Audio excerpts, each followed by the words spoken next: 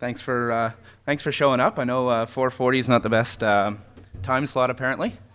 Um, my name's Tom Desaulniers, and I've been in performance marketing for about 10 years, and I've done everything from being an affiliate to working at an affiliate network, and I've worked for several performance type advertisers as well, running their affiliate programs and media buying and doing just about anything there is to do at a performance company. Now I own GoToMobi, which is a mobile ad network. And we're an ad network, but we're also tied into the mobile ad exchanges like MoPub and Google and Smoto. Just by a quick raise of hands, how familiar is everybody with mobile in general? Sort of very familiar? Yeah, not really familiar? Okay, cool. All right. So just to sort of explain what real-time bidding is, so I'm sure you're somewhat familiar with buying traffic from an ad network. Real-time bidding is a type of ad network. A demand-side platform is the platform that you log into to make all of your targeting choices and run reports and everything that you do, sort of like Google AdWords. So that's the demand side, and that platform is plugged into supply-side platforms that have traffic, like MoPub is one of the largest in mobile, Google, Smoto, and there's lots of other exchanges that you can choose to buy traffic from a DSP. So it's essentially an ad network, and what's happening is there's ad requests coming through at a really rapid rate, and all of these characteristics about that ad spot come through, and you're able to target very, very specifically and very granularly. So you can see exactly what phone that ad request is coming from, exactly what site or app, what mobile carrier they're on, what browser they're using, browser versions, all sorts of really deep and granular characteristics of that ad spot are available to you, and you can target on a really granular level. So some examples of demand-side platforms that you would use as a performance marketer to buy traffic are SiteScout, my company GoToMobi, and JumpTap is also a demand-side platform. They're more of an ad network and they're a little less transparent, but at the end of the day, the traffic that they're serving you, if you're buying traffic from them, is actually from the same exchanges as any one of the DSPs. So I guess that one of the reasons that I wanted to speak here was because a lot of affiliates come onto our platform and they tell us that they've tried RTB before and it hasn't worked for them. And there's some a few key pieces of information that are nice to have when you're trying to make performance campaigns work on RTB, because it's true, they definitely they're not easy. But there is a lot of traffic there to be had. So it is a really good traffic source for any type of campaign and performance campaigns, but there's a little bit of a stigma that it doesn't work. So a couple of the things to look for is definitely sign up for a few different DSPs because they're not all created equal. A DSP in general, the technology to build a DSP is actually quite basic, and you can technically build a DSP really, really quickly. But a very basic DSP that doesn't give you a lot of targeting and reporting and optimization is almost guaranteed not to work for performance type campaigns. Just the necessity to be able to optimize very granularly in performance marketing, just those features aren't available on those platforms. So sign up to a few.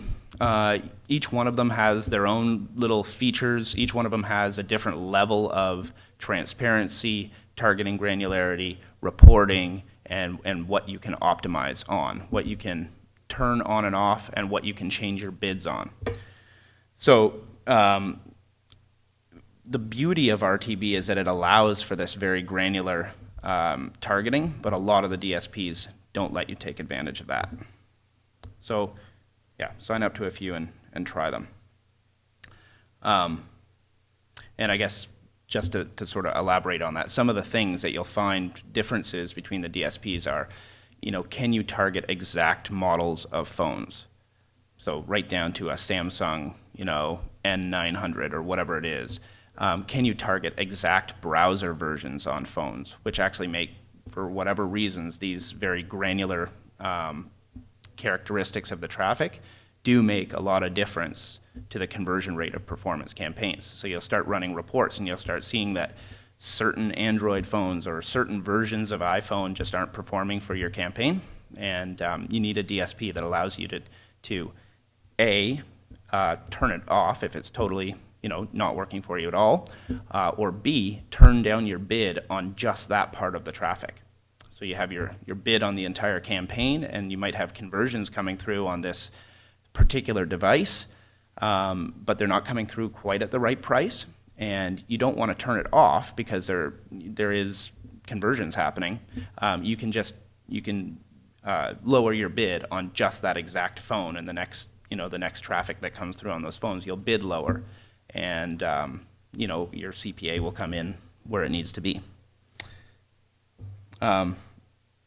So some other tricks. A lot of DSPs don't have a lot of parameters or settings around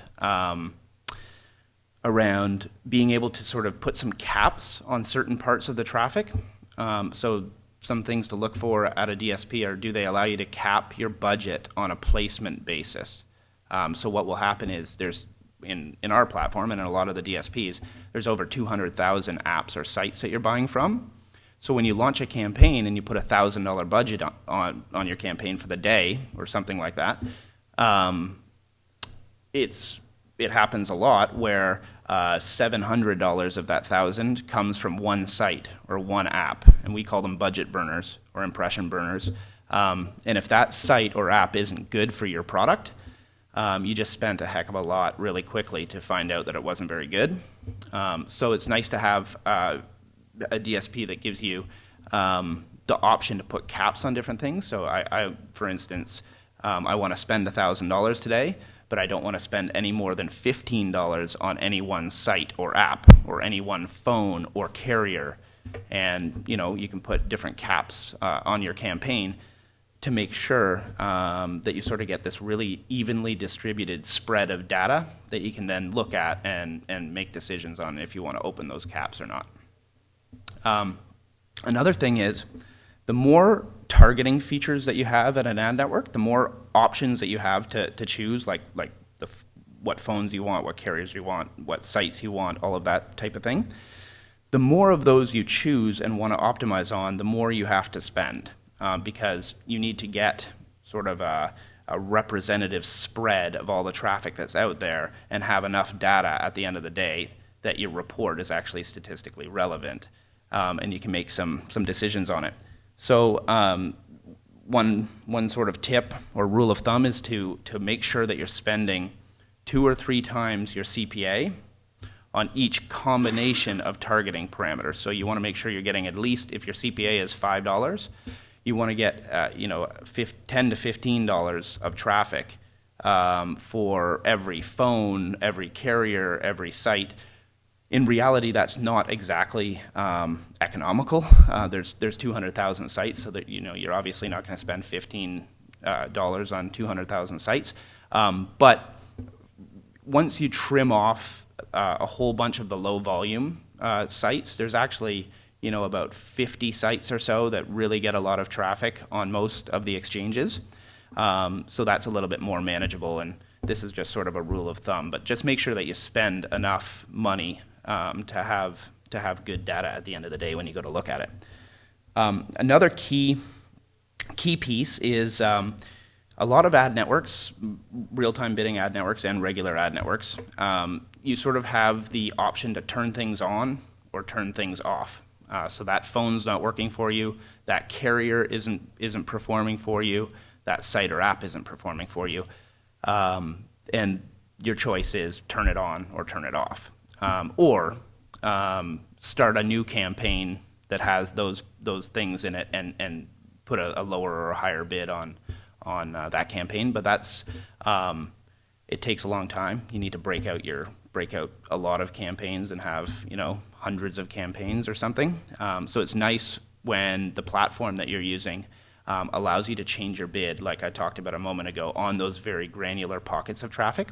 So, for instance, you might run a report and see that iPhone users on T-Mobile in Arkansas using the Dolphin browser version 2.0 or something like that is sort of a really profitable pocket of traffic for you, and you can pump your bid up or down on just that pocket of traffic.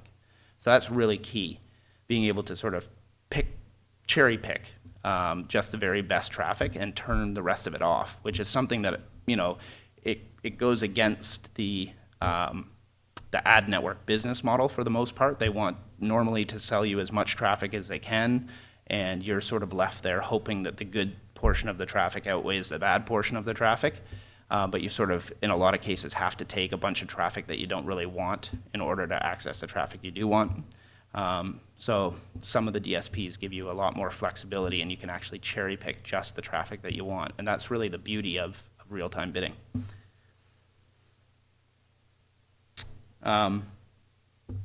So there's also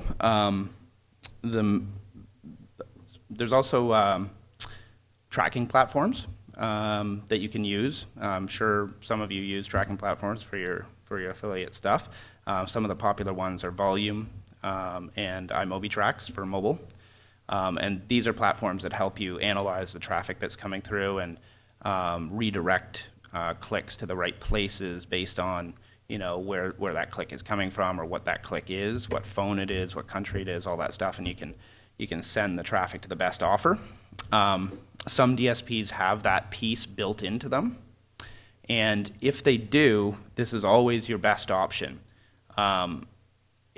Instead of using an ad network and then a tracking platform in the middle, where, for instance, the identification of handset models or the identification of carriers might not be the same on each platform. So one platform might say this is a Samsung E900. The other platform is saying it's a Samsung N900 or something, or it's way off. And that can really, from our experience, that can really, even those small discrepancies can kind of mess you up when you go to make your optimizations.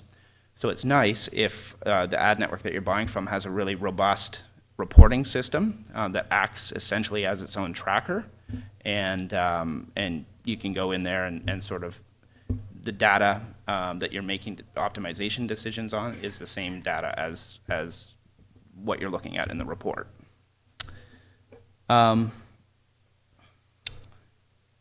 so that's pretty much all about choosing the platforms to use, and then once you have a DSP and a tracking solution in place, these are some tips on the types of creatives that work. So one thing that I think is key for the performance space is I can see people laughing at the banners. You're buying all of RTB traffic on a CPM basis, so you're paying per 1,000 impressions normally. Almost all DSPs are a CPM basis. So it's very, very important to have banners that are really high click-through rates to keep your cost per click down, and at the end of the day, to keep your conversion cost down. So these types of creatives, they really are sort of the key to performance on RTB. A lot of advertisers come on and they use their branded banners and that kind of thing. That works for the very biggest brands, but as we all know, for performance marketing, really high click-through rates are what you're looking for. So these really are the types of banners that are best to use. Most publishers that are available through RTB actually allow these kinds of banners. Some people think that they don't. But these exact examples here are okay. They're what we call curious banners. They're not, they can't be misleading. They can't be trick-to-click type things, but they can be sort of interesting and curious. And those are really the ones that are going to get you the click-through rates that you need. So even the one there that says install app, download app, and free app, that works. Similar banners to that or that exact one work really well for a lot of different types of apps. So you can use a really generic banner, and people will click on it more than a banner that actually tells them, exactly what app they're going, or exactly what advertisement they're going to see, what landing page they're going to go to. So, yes. So you do need to be careful with these types of creatives. Google, it doesn't like anything more, I guess you could say, misleading than these ones. They can't have anything to do with an alert style, like, a little one notification that makes it look like the user of the phone has missed a message. You've probably seen those ads on your phone. Or it straight up says you've missed a message or something like that. Those ones will get the app that is showing the ad. It will get the app developer in trouble, and the exchanges really don't like that. Google really doesn't like that. So you sort of need to be really creative and test out a lot of different banners like this style. We've found that you can see the coins and the little sword and axe. If you use little icons that are sort of related to the type of app that you're downloading, that you're promoting, and test out a lot of different variations on that, that can work really well. The other thing is, as an affiliate, a lot of affiliate advertisers, performance advertisers, they have rules that they don't want you to use your own banners and that kind of thing. And our experience has been, we work with all the top game developers, all the top performance advertisers, really, and they don't love these banners when you first introduce them to them. If you ask them permission and you sort of show them these kinds of banners, they don't generally love them right off the bat. Once they see the performance on them, then they love them. So the point is, go to your advertiser and sort of walk them through. Make sure they understand that they're not alert style, they're not deceptive, they're just creative and create enough curiosity to have high click-through rates. And you'd be surprised at how many advertisers are actually okay with it, and you don't actually have to break their rules to make their campaign work. That's it. That's really everything. Does anybody have any questions? Yeah.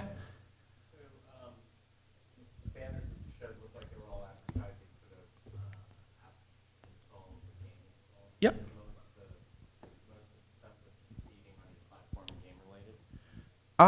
No, actually. Some games work really well, but no, it's more lead generation, education, insurance, pay-per-call.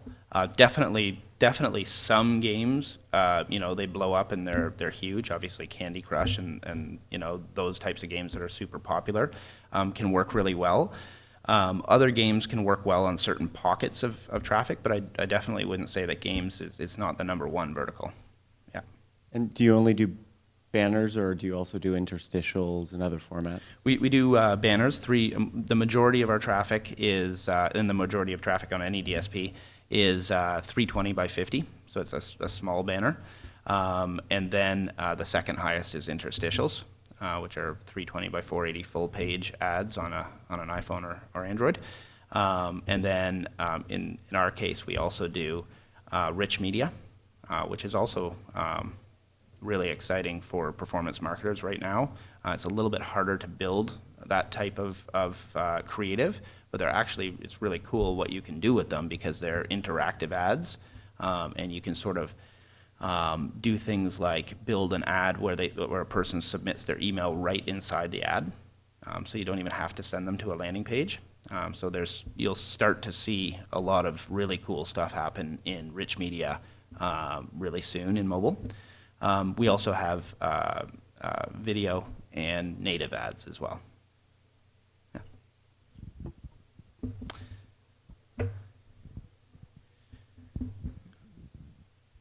Do you operate a self-serve DSP or is it all managed service? Ours is a self-serve. Okay. Yeah. We, Thanks. And do you reveal the commission you take on, like the cut on the media spend? No, we don't. Okay. Yeah. I can tell you that we're in growth mode and it's very low. There's a lot of DSPs out there, so it's Below very 5%. What's that? Below 5? Not below 5. No. We have people to pay, but all the DSPs, I think, I mean, it's very competitive. You can go and set up a campaign on our traffic and go to another DSP and set up a campaign on that exact same traffic, so you can sort of see what the margins are. They're all sort of around the same, and nobody is getting a really big margin in RTB right now. I can tell you that, as everybody's in growth mode. Yeah. It also varies by exchange and all sorts of other things, country and that kind of thing. Yeah. All right. Thank you very much. Appreciate you coming.